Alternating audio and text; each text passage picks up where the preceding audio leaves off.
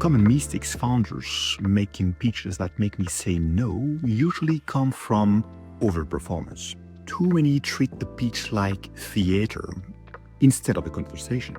When they skip the uncertain parts or pretend everything's perfect, that's when I stop believing the story.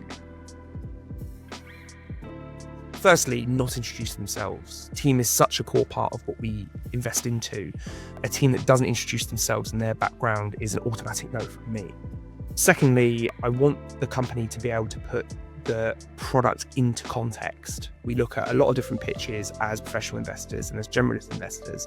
So not only talking about the product, but putting it into the hands of the customer and understanding how the customer acts, uses that product is really important, and not being able to do that is a really big flag for me.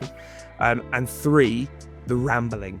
We have relatively succinct timelines when it comes to reviewing companies, and we want to make sure that we have a chance, one, to listen to the pitch. We want that pitch to be clear, succinct, and within a reasonable time frame, so that two, we can then go on and ask questions of the company to make sure that we really understand what the company is offering.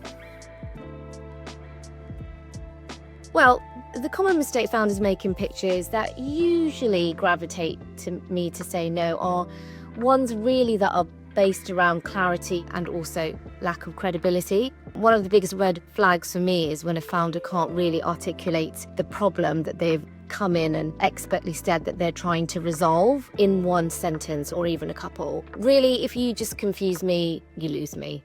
And the second, unrealistic assumptions, is really a massive red flag, especially when it comes to customer acquisitions. Like if you tell me you're willing or going to scale the business to 10 million ARR within 2 years, but with absolutely no marketing spend or just with 100% referrals, then I will question your commercial grounding on that front.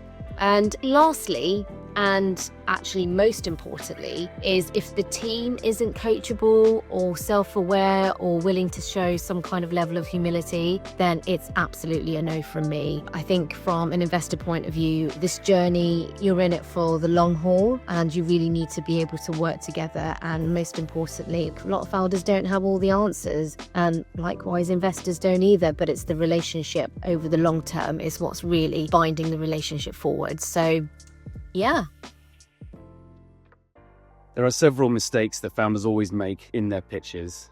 Firstly, they often focus on just jumping straight into their product or where their business is at versus telling the story of how they got there, telling the story of what the problem is they're solving and why they're personally connected to it. Second thing you often hear people say is, oh, this is a massive market. If we own 2% of that market, then we're going to be a $3 billion business. That's like basic sort of high school business studies math. People want to understand the very specific problem you solve. People want to understand how much people are spending on that problem today and why you are going to frictionlessly take a huge chunk of that market.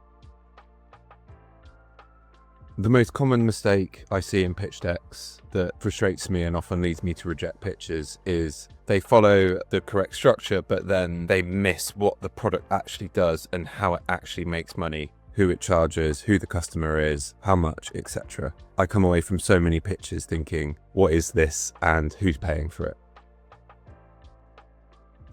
So the biggest mistake I tend to see in pitches, particularly from deeply technical founding teams, is the inability to express complex ideas clearly, succinctly, without jargon and in layman's terms. I see a huge amount of pitches using buzzwords that aren't actually relevant to the solution in question. I see founders' inability to articulate the solution so that a normal person would understand it. That is to say, someone without expertise in that particular space. And actually, this is cutting off a huge amount of the market for you, because while some VCs may be technical experts in the domain you are operating in, an equal amount of investors are generalists and really need the founder's help to understand the problem they are solving for. Another common mistake I see is an overfocus on the idea rather than the actual execution. So the sales and go-to-market approach of the company. And finally, unrealistic valuation expectations. As a VC, I'm looking to get an uplift on the next funding round versus the price I'm paying now. And if I simply don't see that uplift, it doesn't make sense to invest in this round.